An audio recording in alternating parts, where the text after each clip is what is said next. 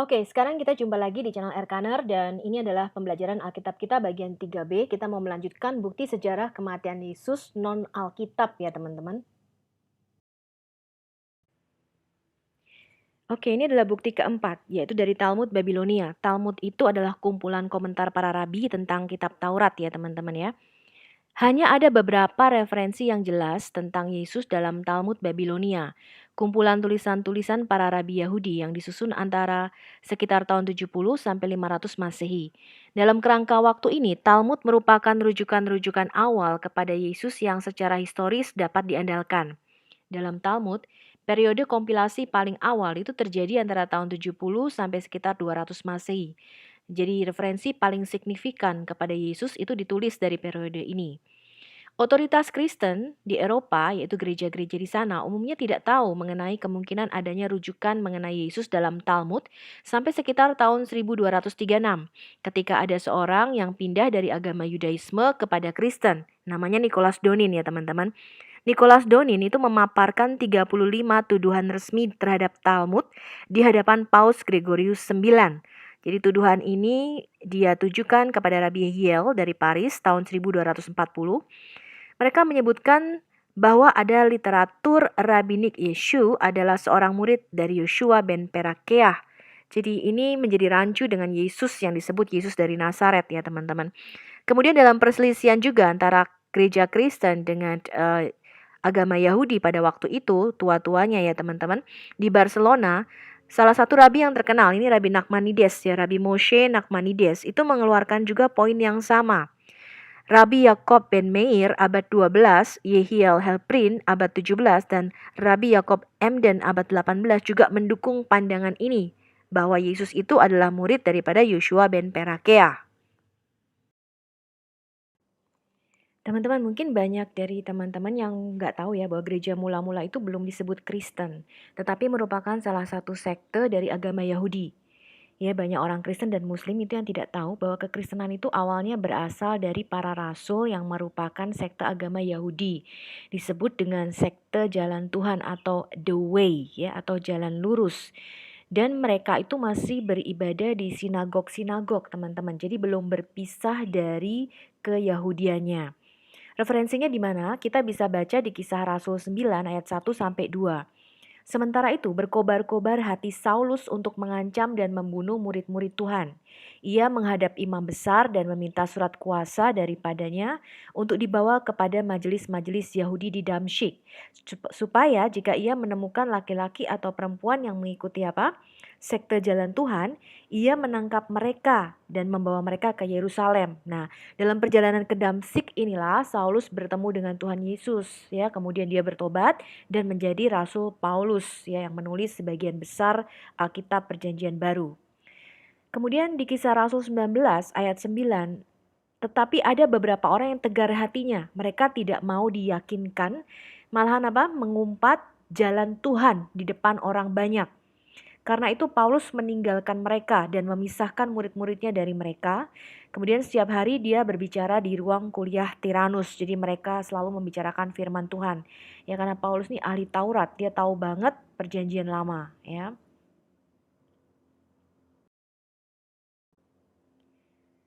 Nah teman-teman, referensi lainnya Anda bisa baca di Kisah Rasul 19 ayat 23. Kira-kira pada waktu itu timbul huru-hara besar mengenai apa? Mengenai sekte jalan Tuhan. Ya. Di Kisah Rasul 24 ayat 14 dijelaskan demikian teman-teman. Ini kesaksian Rasul Paulus ketika dia di penjara, kemudian dia dihadapkan ke mahkamah Romawi pada waktu itu ya, di hadapan Felix wali negeri itu. Rasul Paulus berkata demikian, "Tetapi aku mengakui kepadamu bahwa aku berbakti kepada siapa? Kepada Allah nenek moyang kami dengan apa? Dengan menganut jalan Tuhan." Ya, yaitu jalan yang mereka sebut sekte.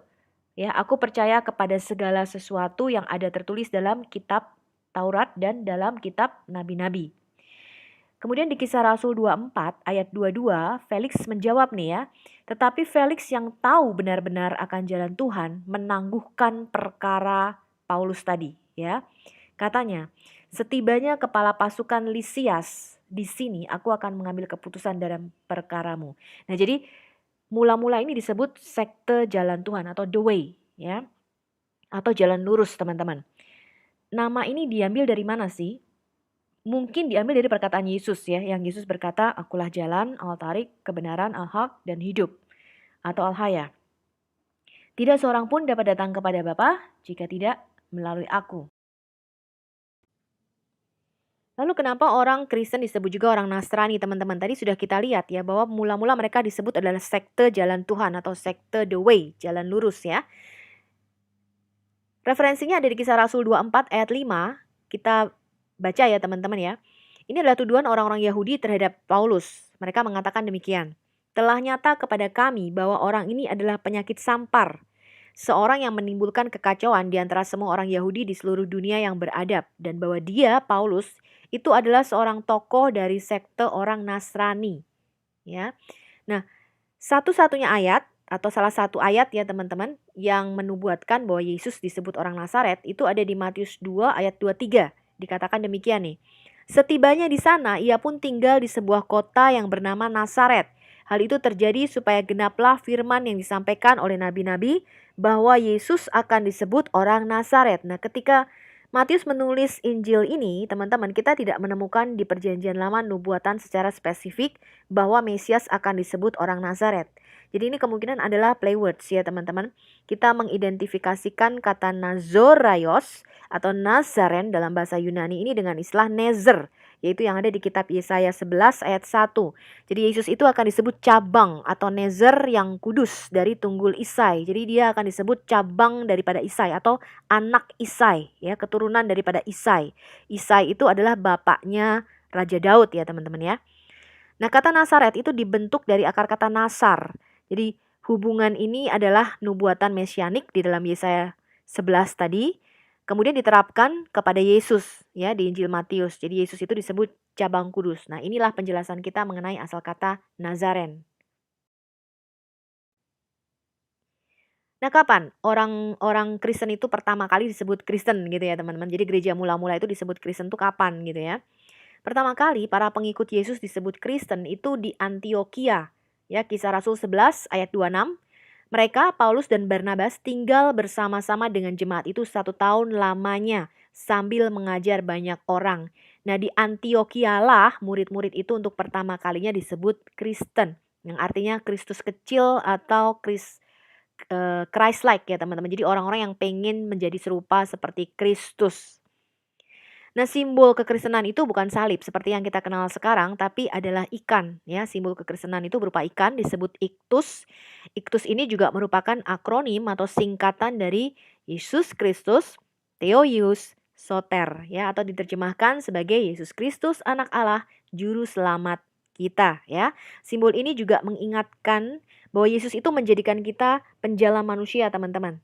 Ya, jadi demikian pula halnya kerajaan sorga itu seumpama pukat atau jaring ya, yang dilabuhkan di laut lalu mengumpulkan berbagai-bagai jenis ikan, kata Yesus. Itu di Matius 13 ayat 47 ya. Jadi tidak kebetulan hampir semua murid-murid Yesus sebagian besar itu nelayan ya teman-teman. Makanya ketika Yesus mengatakan kamu ikut aku, kamu bukan lagi menjadi penjala ikan, tapi aku akan menjadikan kamu apa? Penjala manusia, katanya.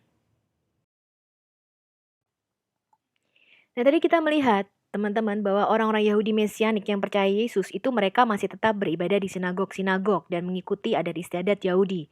Tapi sekitar tahun 135 Masehi ketika terjadi pemberontakan Simon Bar Kokhba atau Simon sang anak bintang, jadi mereka mencoba memberontak terhadap orang-orang Romawi. Orang-orang Yahudi itu menganggap Simon sebagai Mesias waktu itu.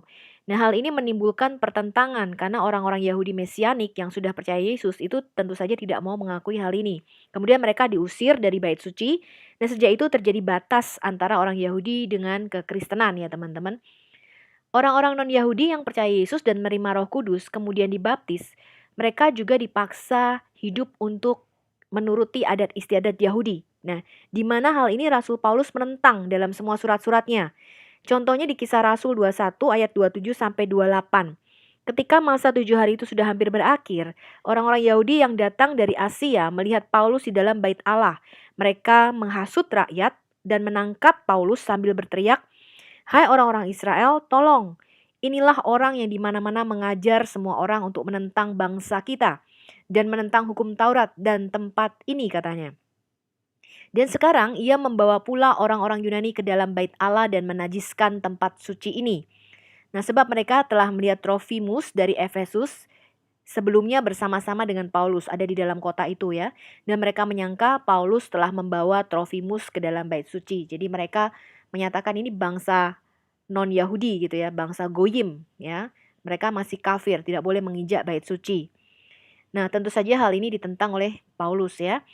Nah, kemudian diadakan konsili pertama di Yerusalem. Bagaimana nih mengatasi dari bangsa-bangsa lain atau dari Goyim ini ketika mereka udah percaya Yesus, dibaptis, mereka menerima Roh Kudus, kemudian apa yang harus dilakukan gitu, karena harus mengikuti adat istiadat Yahudi, harus disunat atau tidak disunat. Nah, ini dibicarakan di konsili pertama yang ada di Yerusalem waktu itu.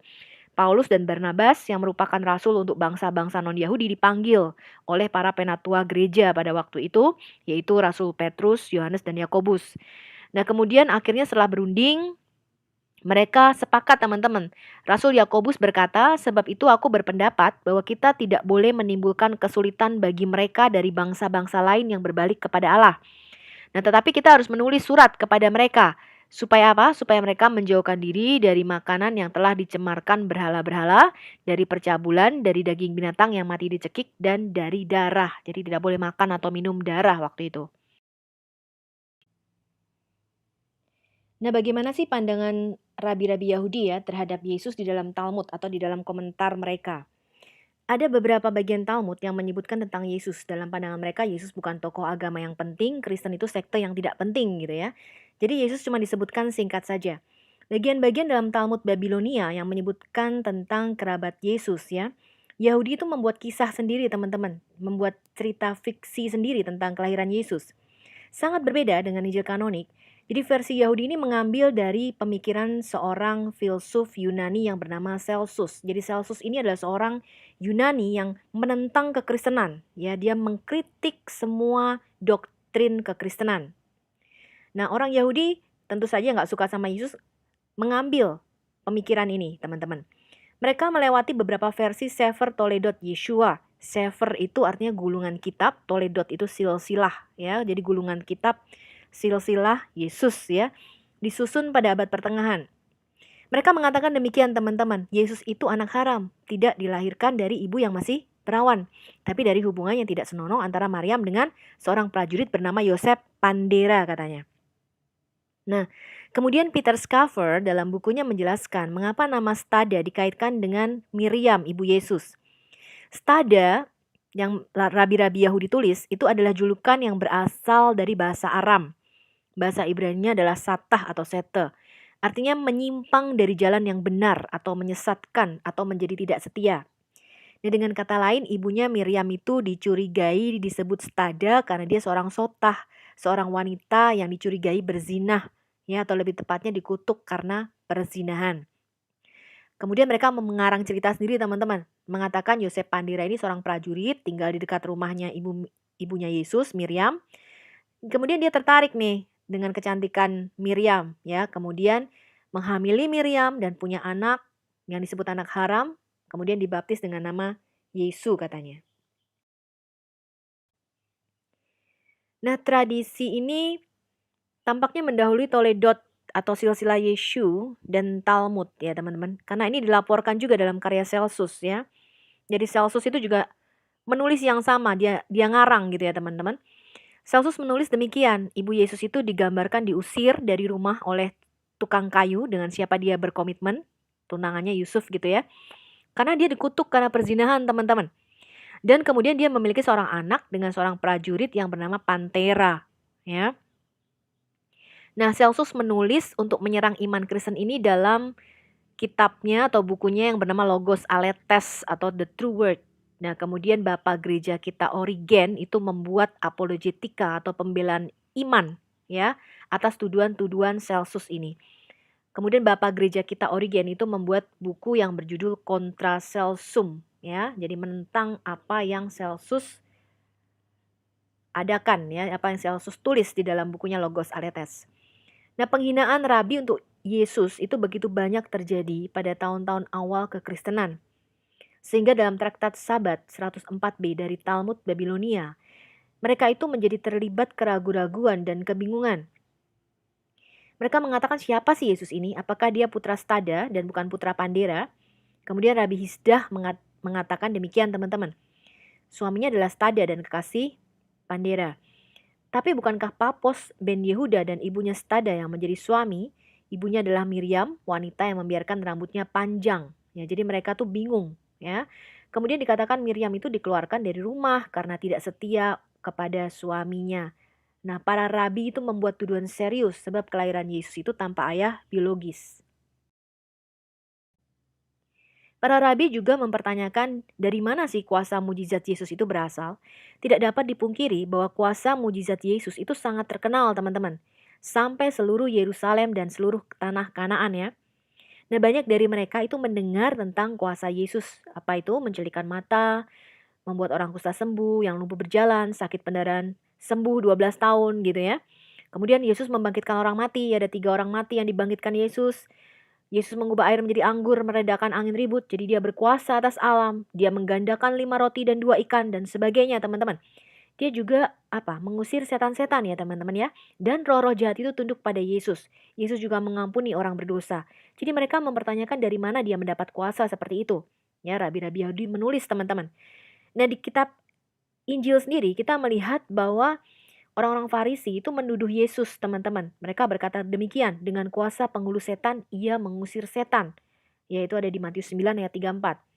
Kemudian di Injil Lukas 11 ayat 15. Tetapi ada di antara mereka yang berkata, ia mengusir setan dengan kuasa Beelzebul, penghulu setan. Ya. Kemudian di Matius 12 ayat 24, tetapi ketika orang Farisi mendengarnya mereka berkata, dengan Beelzebul, penghulu setan, ia mengusir setan. Jadi imam-imam kepala itu mengatakan Yesus mendapat kuasa dari Beelzebul ya, atau penghulu setan. Mujizat dan kuasa Yesus tidak terbantahkan, teman-teman. Dalam Markus 1 ayat 34, Yesus menyembuhkan banyak orang yang menderita bermacam-macam penyakit dan mengusir banyak setan.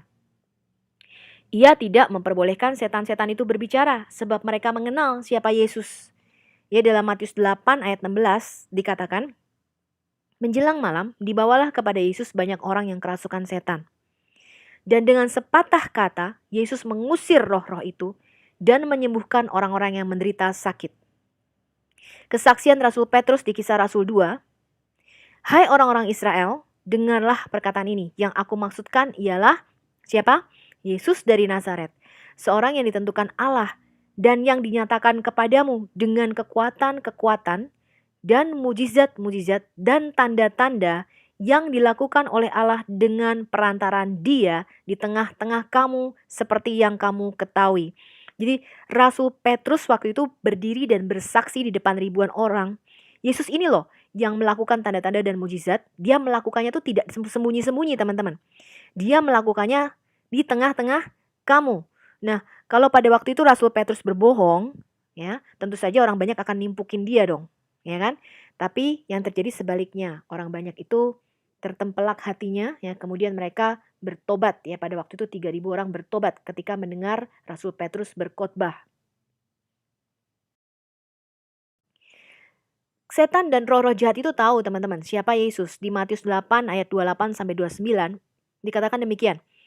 Setibanya di seberang, yaitu di daerah orang Gadara, datanglah dari penguburan 2 orang yang kerasukan setan menemui Yesus. Mereka sangat berbahaya, sehingga tidak seorang pun yang berani melalui jalan itu. Mereka itu pun berteriak, katanya, apa urusanmu dengan kami, hai anak Allah?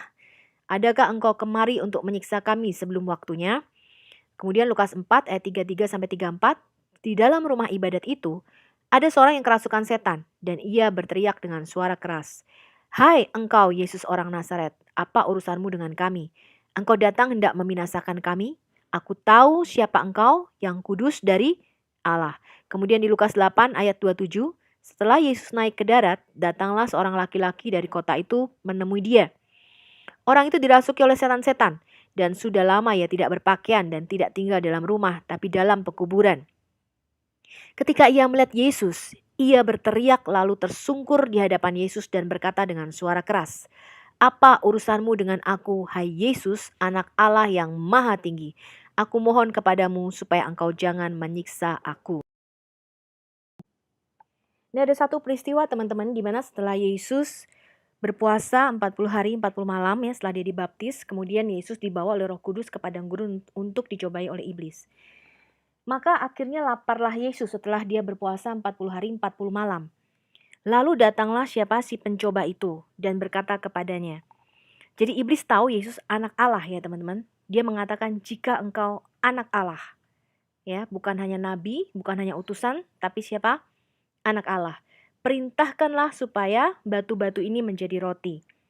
Tapi Yesus menjawab, ada tertulis, manusia hidup bukan dari roti saja, tapi dari setiap firman yang keluar dari mulut Allah. Kemudian iblis membawanya ke kota suci, Yerusalem ya maksudnya, dan menempatkan dia di bubungan bait Allah. Lalu berkata kepadanya, jika engkau anak Allah, jatuhkanlah dirimu ke bawah. Sebab ada tertulis, mengenai engkau ia akan memerintahkan malaikat-malaikatnya dan mereka akan menatang engkau di atas tangannya, supaya kakimu jangan terantuk kepada batu. Jadi iblis menggunakan firman ya teman-teman. Iblis itu tahu Alkitab loh teman-teman. Ya. Yesus berkata kepadanya, ada pula tertulis, janganlah engkau mencobai Tuhan Allahmu. Dan iblis membawanya pula ke atas gunung yang sangat tinggi, kemudian memperlihatkan kepadanya semua kerajaan dunia dan segala kemegahannya, dan berkata kepadanya, semua itu akan kuberikan kepadamu jika engkau sujud menyembah aku. Maka berkatalah Yesus kepadanya, enyahlah iblis, sebab ada tertulis, engkau harus menyembah siapa? Tuhan Allahmu, dan hanya kepada dia sajalah engkau berbakti. Lalu iblis meninggalkan dia, dan lihatlah malaikat-malaikat datang melayani Yesus. Ya, jadi peristiwa ini diceritakan Yesus kepada muridnya pasti. Ya, kita lihat sekarang teman-teman surat Al-Baqarah, surat sapi betina ayat 34. Terjemahan artinya dalam bahasa Indonesia, dan ingatlah ketika kami, maksudnya Allah, berfirman kepada para malaikat, sujudlah kamu kepada Adam. Maka sujudlah mereka kecuali iblis. Ia enggan dan takabur dan adalah ia termasuk golongan orang-orang yang kafir. Jadi Allah menyuruh malaikat sujud teman-teman. Nah, yang sedikit aneh dari cerita ini teman-teman, karena ada surah Ar-Ra'd ya ayat 15 yang mengatakan hanya kepada Allah lah sujud segala apa yang di langit dan di bumi, baik dengan kemauan sendiri ataupun terpaksa. Dan sujud pula bayang-bayangnya di waktu pagi dan petang hari. Jadi ketika Allah menyatakan bahwa semua malaikat harus sujud kepada Adam, justru iblis ini yang melakukan perintah Allah. Karena iblis tidak boleh sujud kepada siapapun kecuali Allah. Nah, kenapa iblis marah dihukum gitu loh teman-teman. Jadi ada cerita yang lucu di sini. Yang kedua teman-teman yang harus teman-teman pikirkan lagi. Di dalam Islam, iblis itu bukanlah golongan malaikat. Ya, jadi iblis itu termasuk pada jin yang terbuat dari api. Malaikat itu terbuat dari cahaya. Nah, ini beda dengan dalam Alkitab ya teman-teman. Kalau di Alkitab, iblis itu adalah malaikat atau kerub yang jatuh. Tadinya dia adalah Helel bin Syakar ya. Nah, ini cerita yang sangat aneh dan tidak masuk akal dan tidak sejalan dengan teologi Islam sendiri. Jadi bertentangan ya, karena iblis itu tidak termasuk golongan malaikat di dalam Islam, teman-teman, tapi golongan jin ya. Nah, ini berbeda, teman-teman. Makanya surat Al-Baqarah 34 ini teman-teman pikirkan lagi ya. Kenapa kok ada ayat seperti ini? Ini ayat yang tidak sejalan dengan teologi ya, teman-teman. Saya hanya menunjukkan ayatnya, nanti Anda renungkan sendiri ya, bahwa sujud itu tidak boleh kepada siapapun, tapi harus kepada Tuhan. Nah, kita kembali teman-teman kepada versi yang dicatat dalam beberapa teks silsilah Yesus ya, atau Toledot Yesus. Memberitahu bahwa Yesus untuk mendapatkan kekuasaan melakukan mujizat, itu dia mencuri pengetahuan tentang nama Allah yang tidak boleh dikatakan di bait suci Yerusalem. Ya. Jadi Rabi Yahudi menuduh Yesus mencuri pengetahuan tentang nama Allah, kemudian ditulis pada selembar perkamen kecil, karena nama Tuhan ini begitu kudus, ya, disembunyikan di dalam potongan kecil yang dibuat di kakinya. Nah, Celsus berkata Yesus mendapatkan kuasa melakukan mujizat itu dari Mesir. Jadi kita berbeda dengan konsep Islam. Makanya kenapa dalam Quran tidak mengenal nama Yahweh. Karena orang Yahudi ya dan juga orang Kristen itu kita tidak boleh menyebut nama Tuhan dengan sembarangan. Jadi nggak boleh kesandung dikit menyebut nama Tuhan. Konsep ini berbeda dengan Islam, teman-teman. Karena sehari mereka harus menyebut-nyebut nama Tuhan. Nah, karena kita percaya di dalam nama Tuhan ini ada kuasa, sehingga kita tidak boleh kesandung dikit atau sedikit-sedikit kita latah menyebut nama Tuhan. Nah, ini konsep ini berbeda dengan Muslim. Kalau Anda duduk 5 menit, mereka sudah menyebut nama Tuhannya beberapa kali. Ya, teman-teman, ini tidak boleh dilakukan oleh orang Kristen ya, teman-teman. Karena di dalam nama Yesus itu ada kuasa. Jadi kita tidak boleh latah menyebut nama Tuhan dengan sembarangan. Ya. Bagian lain yang menyebutkan Yesus dalam Talmud Babilonia itu muncul dalam Traktat Sanhedrin 103a. Dalam sebuah bagian yang mengomentari sebuah ayat dari Mazmur 91 ayat 10. Tidak ada tulah yang akan mendekati kemahnya. Ya. Kemudian dikasih catatan teman-teman. Kamu tidak memiliki seorang anak laki-laki yang di depan umum menyisakan makanannya begitu banyak. Seperti Yesus orang Nazaret atau Yeshu HaNotzri. Ya. Peter Scaver menjelaskan bahwa kata membuang-buang makanan ini merujuk pada Yesus menggandakan 5 roti dan 2 ikan. Kemudian memberi makan ribuan orang dan sisa 12 keranjang. Jadi mereka menuduh Yesus itu buang-buang makanan katanya. Catatan mengenai kematian Yesus, teman-teman, itu muncul dalam Traktat Sanhedrin 43a. Dikatakan demikian, pada malam hari Sabat, pada malam Paskah, Yesus orang Nazaret itu digantung atau kainuhu. Ya, jadi mereka mengatakan bukan disalib, tapi digantung pada pohon atau kain nuhu. Kemudian mereka mengarang cerita teman-teman bahwa ada seorang pemberita pergi 40 hari sebelumnya, mengumumkan gitu ya di jalan-jalan, Yesus dari Nazaret itu akan dirajam, dilempar batu. Karena ia mempraktekkan sihir atau kisyaf, menghasut dan merayu Israel untuk penyembahan berhala. Nah, di sini Talmud mengonfirmasi bahwa Yesus mengklaim dirinya Allah, ya, selain Yahweh. Siapapun yang tahu tentang sesuatu dalam pembelaannya, biarkan dia datang dan menyatakannya. Jadi inilah alasan Yesus disalibkan ya teman-teman, karena dia menghujat Allah dan menyamakan dirinya dengan Tuhan, ya. Kemudian ditulis begini teman-teman, tapi karena mereka tidak menemukan siapapun yang membela Yesus, mereka menggantungnya pada sore menjelang hari Sabat malam Paskah. Nanti kita lihat hari apa ya teman-teman, ini tanggal 14 bulan Nisan. Rabi Ula berkata, apakah Anda mengira bahwa Yesus orang Nazaret adalah seorang yang harus dibela? Dia adalah seorang Mesid, artinya orang yang menghasut Israel untuk menyembah berhala. Mengenai siapa Allah yang pengasih mengatakan apa? Jangan perlihatkan belas kasihan kepadanya dan jangan melindunginya.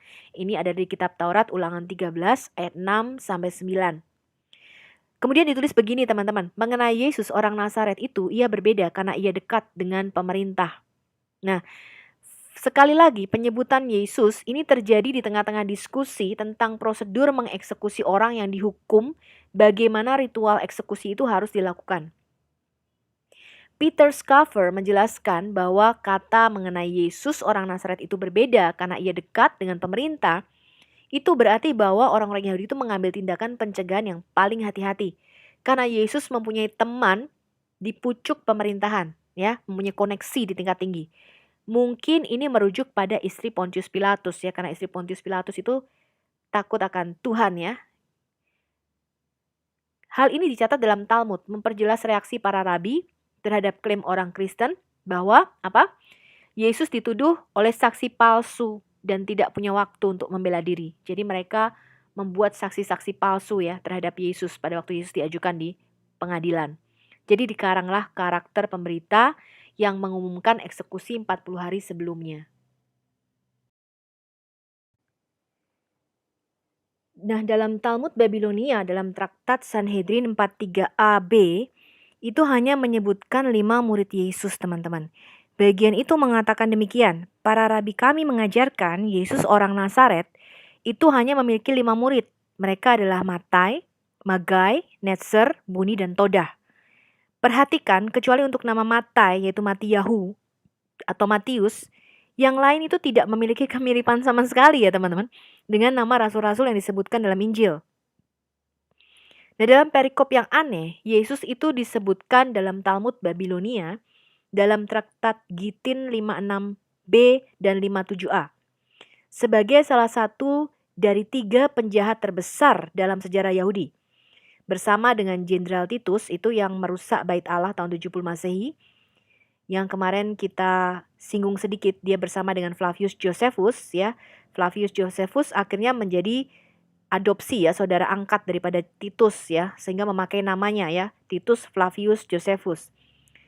Kemudian Bileam. Nah, Bileam ini seorang nabi bangsa-bangsa, nanti ketika kita belajar kitab Keluaran, dia mencoba mengutuki Israel ya teman-teman. Ini nabi yang penuh dengan kejahatan ini, Bileam ya, Bileam bin Beor. Nah, ketiganya berada di neraka katanya, di mana mereka menjalani hukuman karena kesalahan mereka. Nah, dasar sejarah dan perikop ini ada dalam Misnah, berisi daftar orang-orang yang berdosa yang mengerikan, yang tidak memiliki kesempatan lagi di akhirat. Mereka membuat cerita palsu untuk menyangkal kebangkitan Yesus.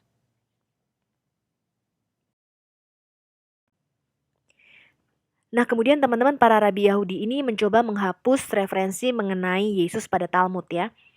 Pada tahun 1631, The Jewish Assembly of Elders, jadi kumpulan para tua-tua Yahudi pada waktu itu ya, kumpulan rabi-rabi ceritanya ya, atau Sanhedrinnya di Polandia itu menyatakan, membuat satu fatwa teman-teman ya. Kami menginstruksikan kalian, para rabi-rabi ya, di bawah ancaman larangan besar, jangan lagi menerbitkan dalam edisi baru Misnah atau Gemara, komentar-komentar ya, apapun yang merujuk kepada Yesus orang Nazaret. Kalau kalian tidak dengan cermat mematuhi surat ini, melainkan melakukan yang berlawanan dan terus menerbitkan buku-buku kita dengan cara yang sama seperti sebelumnya, kalian dapat menimpakan kepada kami dan kalian sendiri penderitaan yang lebih besar daripada waktu-waktu yang sudah silam, katanya.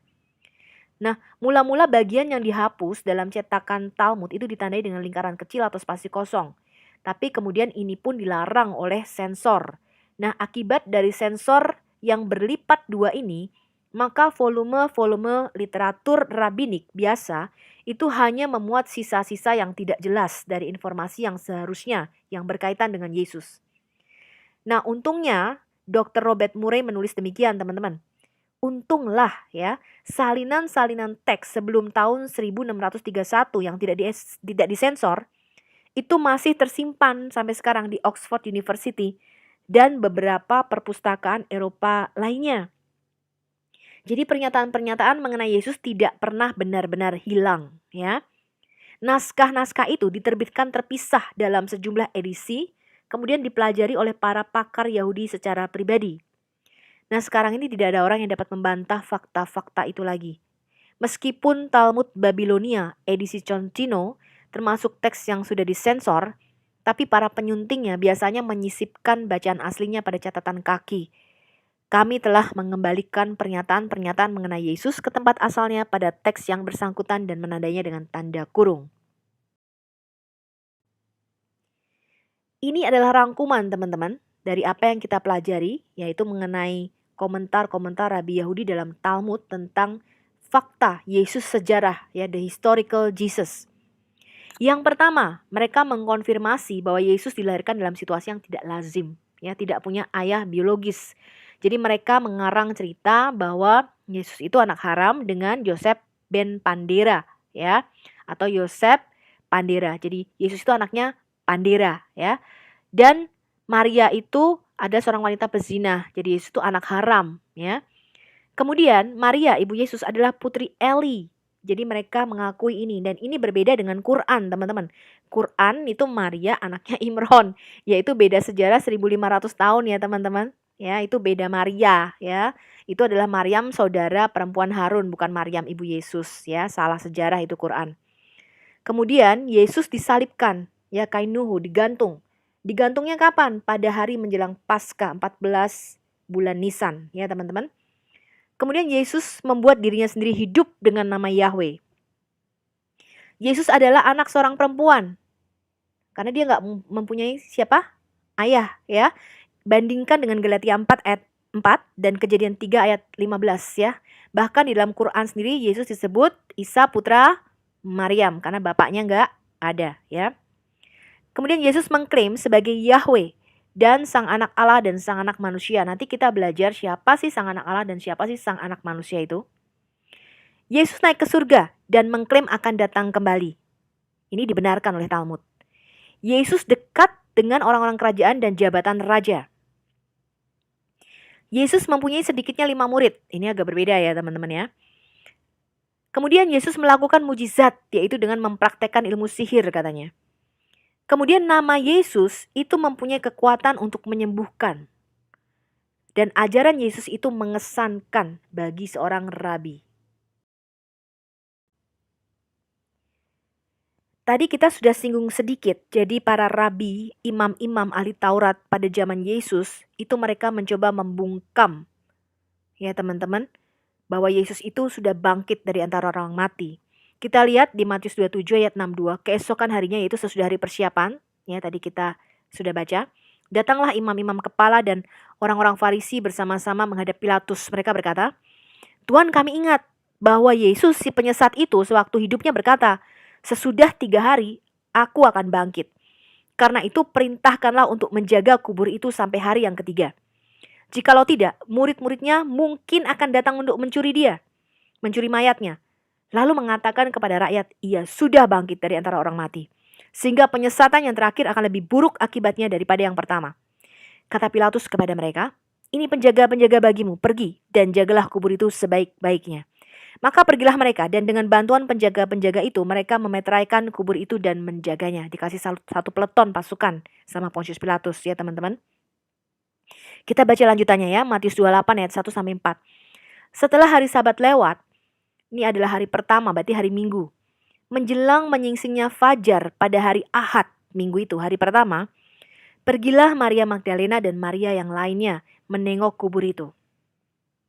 Maka terjadilah apa? Gempa bumi yang hebat, dan ini dikonfirmasi oleh sejarah ya, nanti kita lihat. Sebab seorang malaikat Tuhan turun dari langit dan datang ke batu itu dan menggulingkannya lalu duduk di atasnya. Wajahnya bagaikan kilat dan pakaiannya putih bagaikan salju.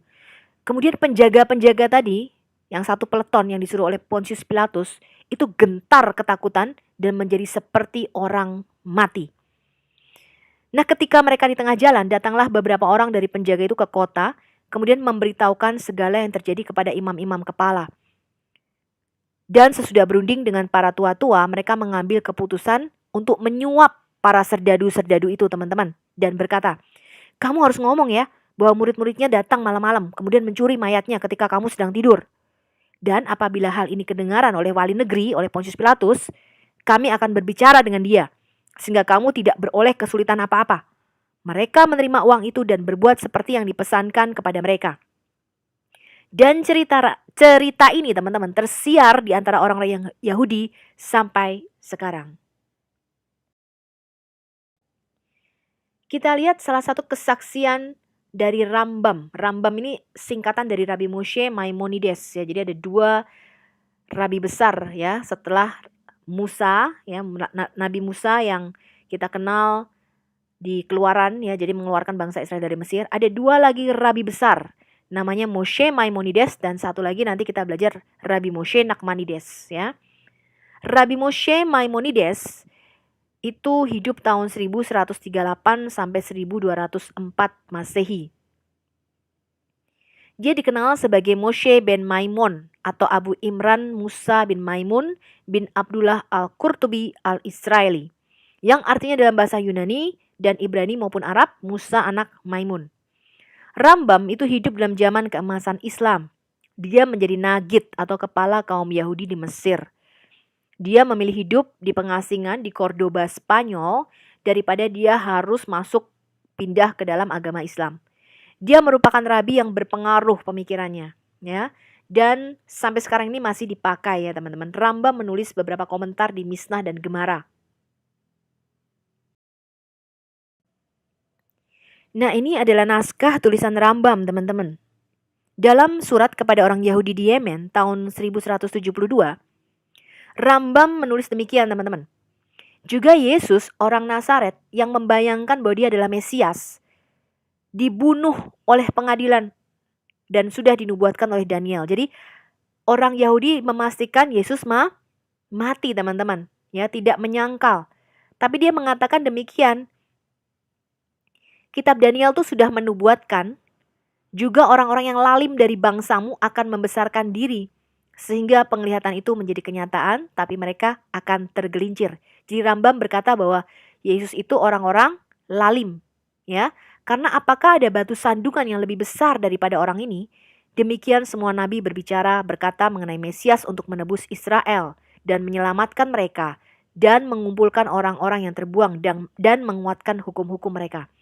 Tapi Yesus orang ini ya menyebabkan bangsa-bangsa lain menghancurkan Israel dengan pedang dan mencerai beraikan sisanya dan membuat mereka terhina, menukar Taurat dan membuat mayoritas dunia melakukan apa? Kesalahan untuk melayani suatu sosok ilahi di samping Allah. Berarti Yesus itu mengklaim ya, dia adalah sosok ilahi di samping siapa? Allah, teman-teman. Nah, sekarang di luar teks-teks otoritatif tersebut di atas yang umum di kalangan Yudaisme, minoritas kecil para rabi itu menganut pandangan yang lebih positif tentang Yesus ya, dengan argumen bahwa Yesus sendiri tidak pernah meninggalkan Yudaisme atau bahwa ia melakukan hal yang baik bagi orang bukan Yahudi. Di antaranya yang menganut pandangan positif ini adalah Rabbi Jacob Emden ya, dia menulis orang Nazaret ini menampilkan dua kebaikan di dunia. Di satu sisi, ia menguatkan Taurat Musa secara mulia, sebagaimana disebutkan sebelumnya. Dan tidak satu pun orang bijak kita berbicara lebih tegas tentang ketidakberubahan Taurat seperti Yesus. Di sisi yang lain, dia melakukan banyak hal yang baik terhadap orang asing, ya non-Yahudi. Moses Mendelssohn, ya Rabi Moses, menggambarkan Yesus sebagai rabi teladan, sebagai rabi yang setia. Kemudian Rabi Eliah Ben Amos melihat kemiripan etika dalam Injil dan Talmud dan menyimpulkan tidak mungkin Yesus meninggalkan Yudaisme. Yesus adalah seorang Yahudi yang baik. Ia tidak bermimpi mendirikan agama tandingan. Kemudian Rabi Levinson menegaskan Yesus adalah seorang Yahudi yang taat hukum. Ini adalah bukti kelima, teman-teman, Lucian dari Samosata. Ya, teman-teman Kristen perlu catat ini ya. Lucian ini adalah orang Syria, hidup sekitar tahun 115 sampai 200 Masehi. Dia seorang penulis novel yang satir, suka menyindir kehidupan orang. Seorang retoris, dia membujuk orang lain melalui kata-kata dan logika. Dia menulis The Passing of Peregrinus, ya, tentang seorang ex-Kristen yang menjadi sinis, menjadi pemberontak, kemudian meninggal di tahun 165 Masehi. Dalam novelnya, dia menulis, saat itulah ia belajar kebijaksanaan luar biasa dari orang-orang Kristen dengan bergaul dengan para imam dan juru tulis mereka di Palestina. Dan apalagi, dalam waktu singkat, ia membuat mereka terlihat seperti anak-anak. Karena ia adalah seorang nabi, pemimpin sebuah sekte aliran agama, kepala jemaat, dan segalanya dia melakukan sendirian. Dia menafsirkan dan menjelaskan beberapa buku mereka dan menulis beberapa sendiri, katanya. Mereka memuji dia sebagai Allah, menetapkan dia sebagai pemberi hukum, dan menetapkannya sebagai pelindung untuk memastikan orang-orang lain yang masih menyembahnya, pria yang disalibkan di Palestina karena ia memperkenalkan kultus baru ini ke dunia. Ya, jadi Yesus mati disalib, teman-teman ya, di Palestina. Ini kesaksian Lucian dari Samosata. Kemudian Lucian dari Samosata itu juga menulis, orang-orang Kristen Anda tahu menyembah seorang pria sampai hari ini. Tokoh terkemuka yang memperkenalkan ajaran-ajaran baru mereka dan disalibkan karena hal itu. Ini tahun 100 ya teman-teman. Jadi tuduhan Hajah Iren Handono ya, Ibu Hajah Iren Handono yang terkasih dan terhormat ya, mengatakan Yesus diangkat sebagai Tuhan tahun 325 itu kesalahan besar. Itu adalah kebohongan publik. Tidak sejalan dengan sejarah ya teman-teman. Lucian dari Samosata kemudian menulis demikian. Anda lihat makhluk-makhluk sesat ini memulai dengan keyakinan umum bahwa mereka itu abadi untuk selamanya. Yang menjelaskan penghinaan terhadap kematian. dan pengabdian diri secara sukarela yang ada di antara mereka secara umum. Kemudian mereka terkesan oleh pemberi hukum asli mereka bahwa mereka semuanya adalah saudara. Ya, jadi orang-orang Kristen waktu itu menganggap diri mereka adalah saudara semuanya ya, satu keluarga. Sejak mereka bertobat dan menyangkal dewa-dewa Yunani. Dan menyembah siapa? Orang bijak yang tersalib yang hidup menurut hukum-hukumnya. Ya. Semua ini mereka ambil dengan keyakinan dengan hasil bahwa mereka membenci semua barang-barang duniawi dan menganggapnya sebagai milik bersama. Ini mengokohkan kesaksian dari Alkitab Perjanjian Baru bahwa gereja mula-mula itu selalu ada yang menjual hartanya dan kemudian dibagi-bagikan sebagai milik bersama ya teman-teman. Sofis atau orang bijak yang disalibkan ini adalah bahasa sindiran ya. Istilahnya diejek oleh Lucian.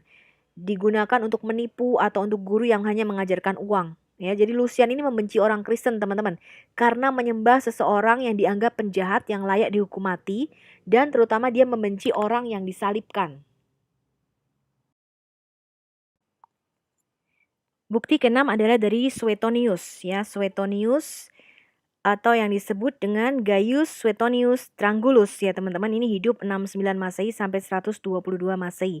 Jadi sangat-sangat dekat dengan sejarah, yaitu awal-awal Injil ditulis ya teman-teman.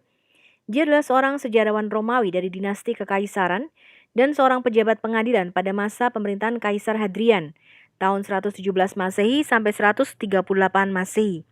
Dia juga teman Plinius the Younger atau Plinius Muda yang mempromosikan Gaius ini Suetonius ya teman-teman kepada Kaisar Trajan ya. Dia menulis dalam bukunya Life of Claudius, ketika orang-orang Yahudi terus-menerus membuat kekacauan karena hasutan Kristus katanya ya. Ia mengusir mereka dari Roma. Dekrit Claudius ini tertanggal 49 Masehi. Dalam karya lain Life of Nero, Suetonius menulis hukuman oleh Nero itu ditimpakan kepada orang-orang Kristen, suatu kelas pria yang diberikan kepada tahayul yang baru dan sesat. Nah, ini bukunya teman-teman, Kisah 12 Caesar atau De Vita Caesarum ya, di masa Kaisar Nero tahun 54 sampai 68 Masehi ya, Kaisar Nero berkuasa. Selama masa pemerintahannya banyak pelanggaran dijatuhi hukuman berat ya, waktu itu terjadi resesi, demikian teman-teman. Kemudian lihat ini, hukuman dijatuhkan pada orang-orang Kristen, nama kelas manusia yang diberikan kepada tahayul yang baru dan sesat katanya. Kemudian tulisan Suetonius tadi teman-teman, bahwa Claudius mengusir orang-orang Yahudi keluar dari Roma karena menimbulkan kerusuhan terus-menerus dengan Kristus sebagai pemimpinnya. Tulisan ini mengkonfirmasi Kisah Para Rasul 18 ayat 2 teman-teman. Di mana dikatakan di Korintus, Paulus berjumpa dengan seorang Yahudi bernama Aquila yang berasal dari Pontus. Ia baru datang dari Italia dengan Priscilla istrinya. Karena Kaisar Claudius telah memerintahkan supaya semua orang Yahudi meninggalkan Roma. Kemudian Paulus singgah ke rumah mereka. Jadi kita lihat bahwa Alkitab itu sejalan dengan sejarah teman-teman ya. Tidak berlawanan dengan sejarah. Oke, ini adalah bukti ketujuh teman-teman, yaitu tulisan Celsus. Celsus adalah seorang filsuf pagan ya. Dia kontroversialis, dia telah menulis serangan pedas terhadap agama Kristen dalam satu makalahnya yang berjudul Logos Aletes ya, atau The True Word. Di antara berbagai tuduhan lain, Celsus telah mencela banyak doktrin Kristen teman-teman. Dia menuduh orang Kristen itu tidak rasional. Dia mengkritik orang Kristen sebagai orang-orang yang tidak berpendidikan, tertipu, tidak patriotik, berpikiran dangkal terhadap akal, dan juga menerima orang berdosa. Dia menuduh Yesus melakukan mujizatnya dengan menggunakan ilmu hitam, bukan dengan kuasa ilahi. Dan dia menuduh Kristen itu ajaran jiplakan dari Plato ya, seperti Sanihung Munir yang sekarang ya teman-teman ya. Sanihung Munir, kemudian siapa itu, Insan Mokoginta dan sebagainya. Nanti kita akan buat sesi khusus untuk menjawab mereka ya teman-teman. Celsus telah memperingatkan bahwa kekristenan sendiri itu menarik orang menjauh dari agama tradisional dan mengklaim bahwa pertumbuhannya akan menyebabkan runtuhnya nilai-nilai tradisional dan konservatif. Dia adalah seorang filsuf Yunani abad kedua, teman-teman. Nah, Bapak Gereja kita Origen itu membuat satu apologetika atau tindakan pembelaan iman ya. Dia membela iman Kristen terhadap serangan Celsus. Dia membuat satu buku di tahun 248 Masehi atas desakan Ambros ya. Ambros itu adalah seorang Kristen yang kaya. Ambros berkata kepada Bapak Gereja kita Origen, kamu harus tulis nih satu apologetika atau pembelaan iman Kristen ya terhadap Celsus dan ajaran Celsus gitu ya teman-teman. Nah, bukunya itu terkenal dengan nama Kontra Celsus atau menentang Celsus. Ya, ini buku Bapak Gereja kita Origen. Jadi saya harap teman-teman mulai berapologetika ya, Anda bisa buka channel YouTube Anda sendiri dan mulailah Anda berapologetika ya, karena dalam Alkitab tertulis bahwa kita harus melakukan pembelaan iman, teman-teman.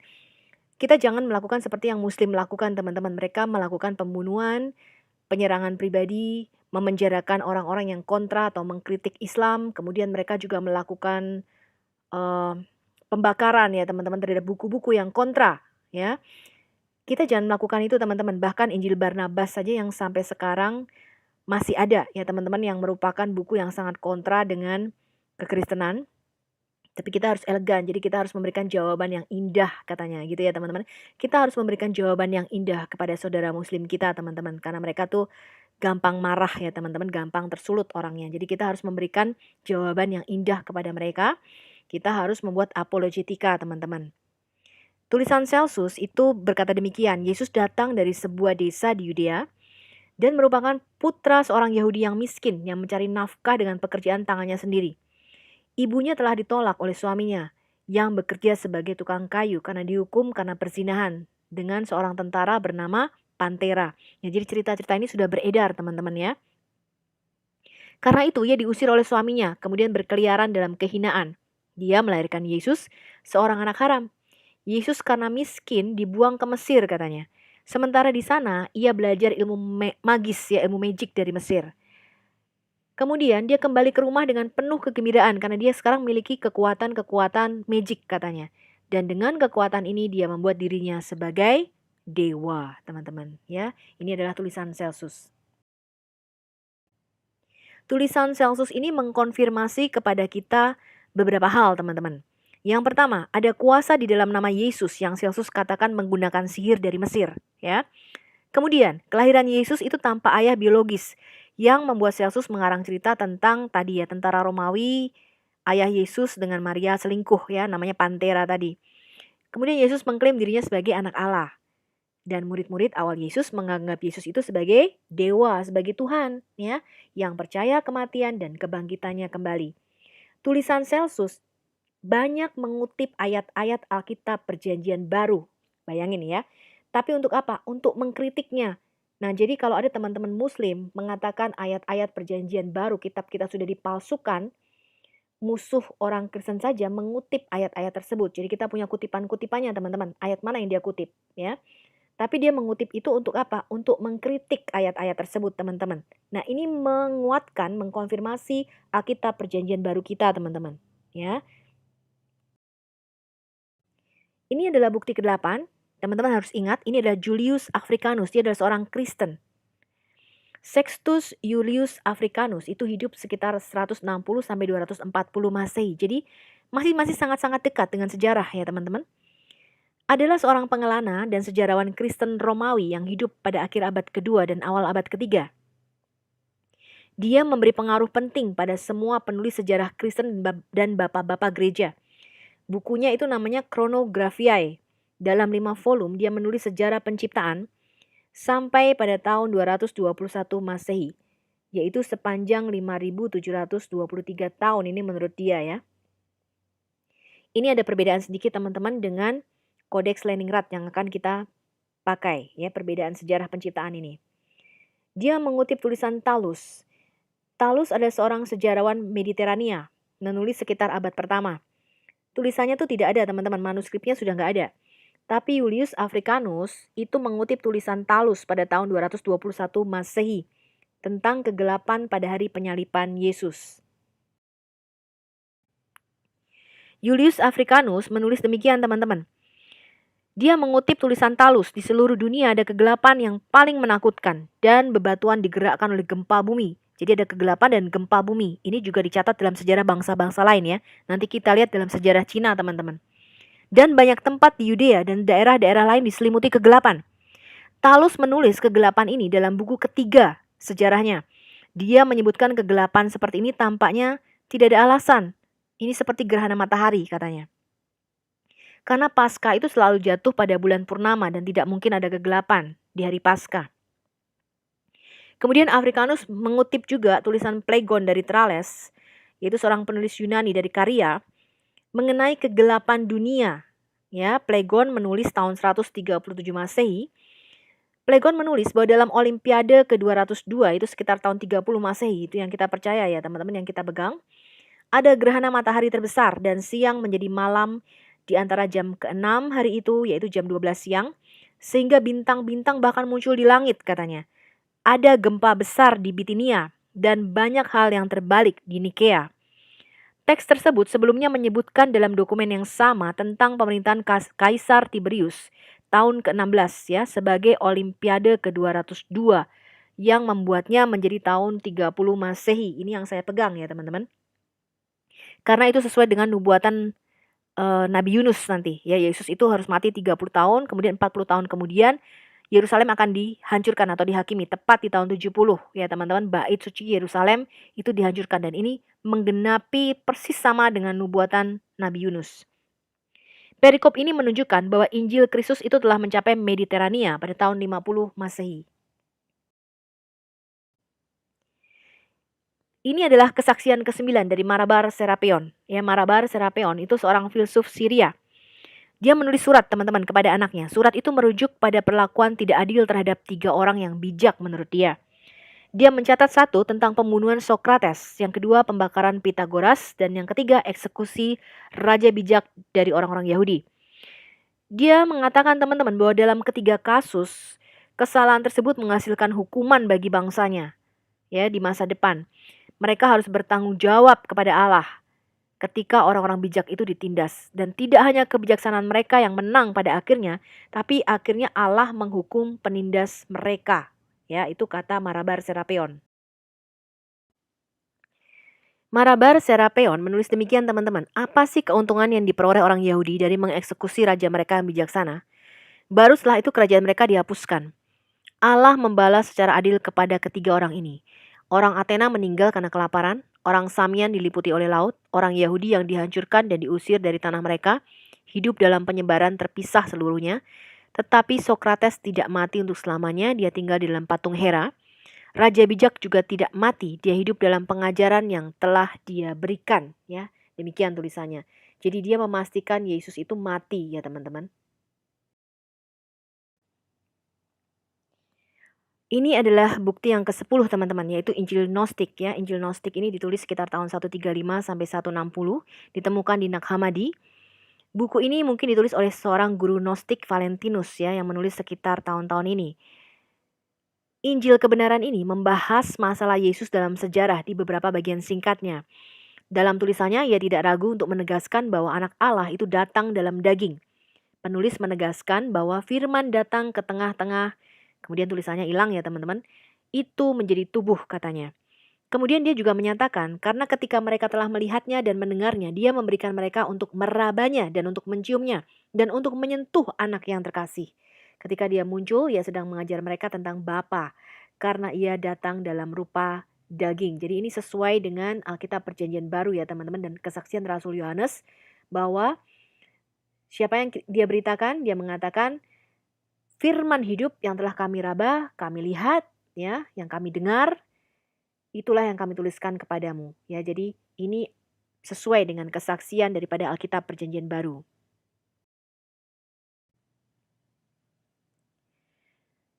Dari 2 kutipan tadi ya teman-teman, buku ini menunjukkan kepada kita bahwa Yesus adalah anak Allah dan firman, ini sejalan dengan kesaksian Perjanjian Baru. Dan bahwa ia menjadi manusia, mengambil tubuh manusia yang sebenarnya, yang dapat dirasakan oleh kelima panca indera. Kita juga diberitahu bahwa ia menginstruksikan orang-orang yang mendengarnya tentang siapa? Bapanya. Dan menurut Injil ini teman-teman, Yesus juga mati dan dibangkitkan dari kematian.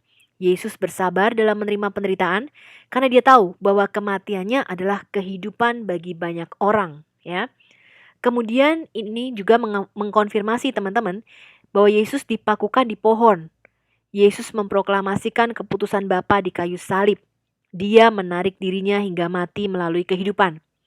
Pakaian abadi dia kenakan, yaitu tubuh kemuliaan ya, tubuh yang baru. Setelah menanggalkan dirinya dari kain yang mudah rusak, dia mengenakan pakaian keagungan yang tidak ada yang bisa mengambil darinya. Ini adalah tubuh kebangkitan ya teman-teman.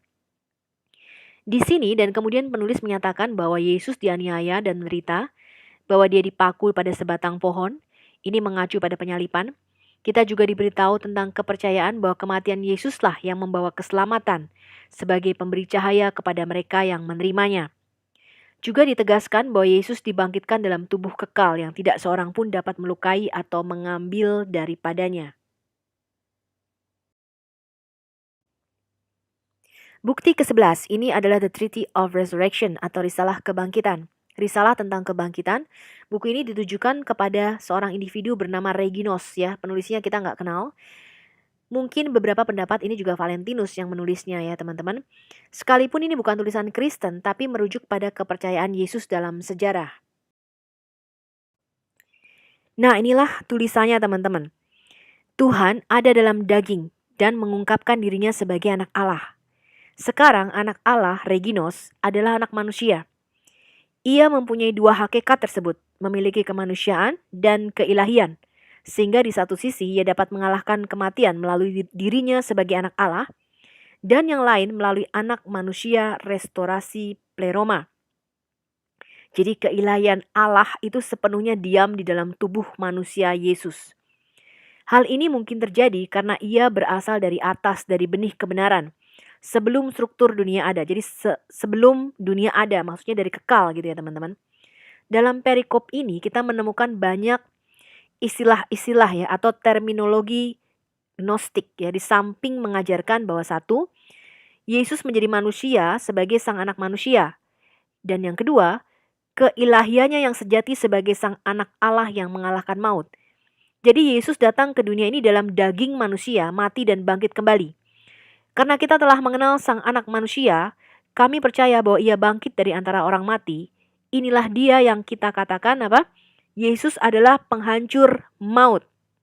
Karena ia adalah orang besar bagi mereka yang percaya, hebat bagi mereka yang percaya.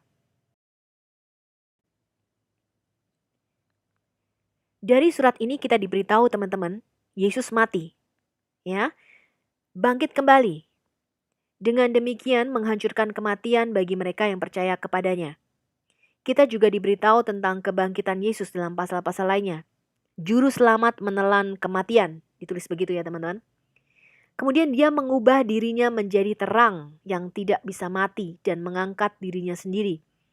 Dia menelan yang kelihatan dengan yang tidak kelihatan. Dan dia memberi kita jalan keabadian. Jangan mengira kebangkitan adalah ilusi. Itu bukan ilusi katanya. Tetapi itu adalah kebenaran. Memang lebih tepat untuk mengatakan bahwa dunia ini adalah ilusi daripada kebangkitan yang telah terjadi melalui Tuhan Juru Selamat kita, Yesus Kristus. Karena Yesus telah dibangkitkan, penulis menasihati Reginos. Kamu sudah memiliki kebangkitan, mengapa tidak menganggap dirimu sudah bangkit dan sudah dibawa pada kebangkitan? Karena itu dia didorong untuk tidak apa? Melanjutkan seolah-olah Anda akan mati.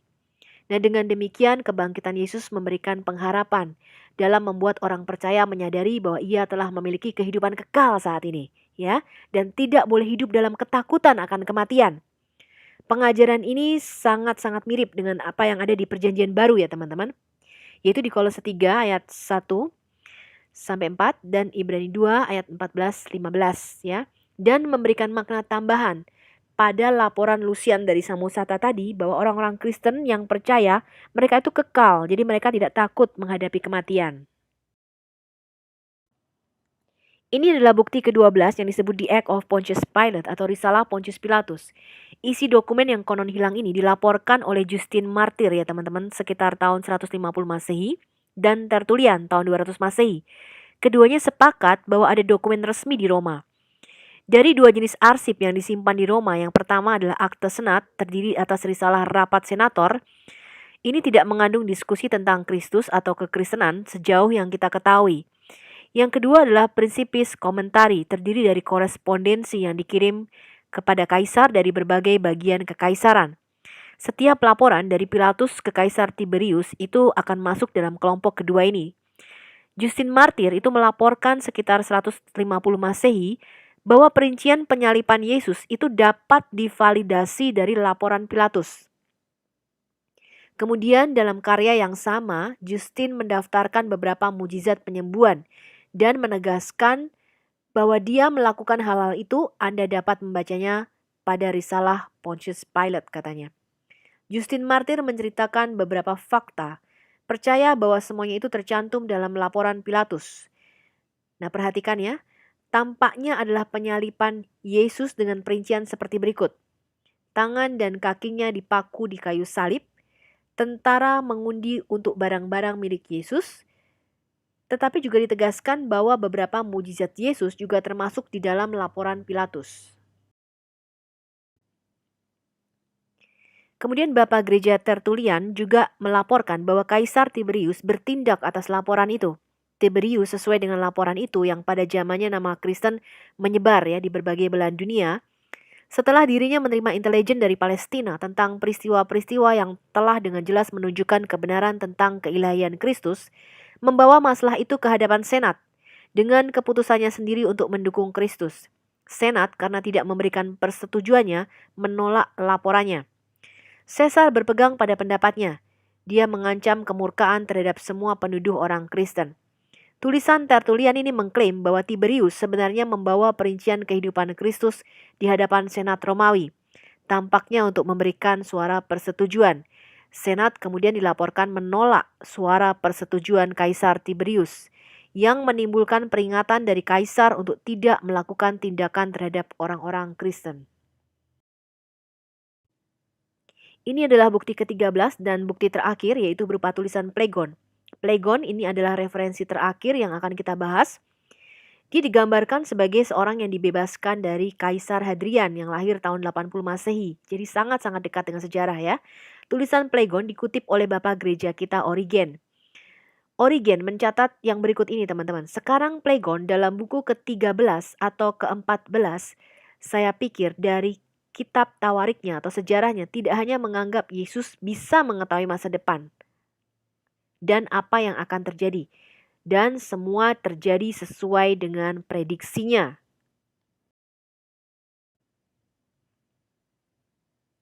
Origen memberikan satu referensi lainnya. Kali ini dia mengutip Phlegon mengenai masalah kebangkitan.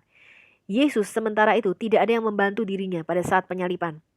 Tapi ia bangkit setelah mati dan menunjukkan tanda-tanda hukumannya dan menunjukkan bagaimana tangannya memiliki luka yang telah ditusuk paku.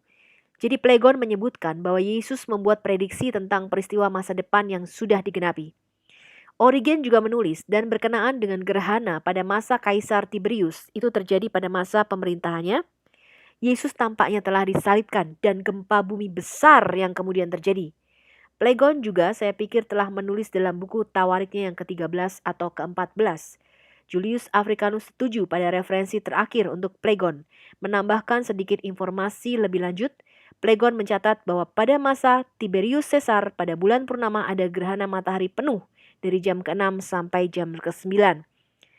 Baik teman-teman, dari apa yang sudah kita pelajari tadi, kita mengetahui bahwa semua sejarah setuju dengan kematian dan kebangkitan Yesus ya. Permasalahannya sekarang adalah 700 tahun kemudian datanglah seorang nabi di Arab yang mengaku mendapatkan wahyu. Kemudian wahyu ini bertentangan dengan dokumen-dokumen sejarah yang ada. Nah, kita pikirkan saja sendiri teman-teman dan Anda ambil keputusan sendiri mana yang sejalan dengan sejarah dan mana yang berlawanan atau bertolak belakang dengan sejarah. Terima kasih teman-teman Anda sudah mengikuti seri 3B tadi. Sampai jumpa di video keempat dan silakan download dan sharingkan video ini bagi semua teman-teman di seluruh Indonesia baik yang muslim maupun yang Kristen. Saya menutup kembali dengan Roma 10 ayat 13-15. Sebab barang siapa yang berseru kepada nama Tuhan akan diselamatkan. Tapi bagaimana mereka dapat berseru kepadanya jika mereka tidak percaya kepada Dia? Bagaimana mereka dapat percaya kepada Dia jika mereka tidak pernah mendengar tentang Dia? Bagaimana mereka mendengar tentang Dia jika tidak ada yang memberitakannya? Dan bagaimana mereka dapat memberitakannya jika mereka tidak diutus? Seperti ada tertulis betapa indahnya kedatangan mereka yang membawa Injil atau kabar baik. Mari teman-teman kita bawa kabar baik atau Injil ini ke seluruh pelosok Indonesia. Indonesia pasti akan diselamatkan dan Tuhan akan mencurahkan Roh Kudus-Nya atas bangsa ini. Amin.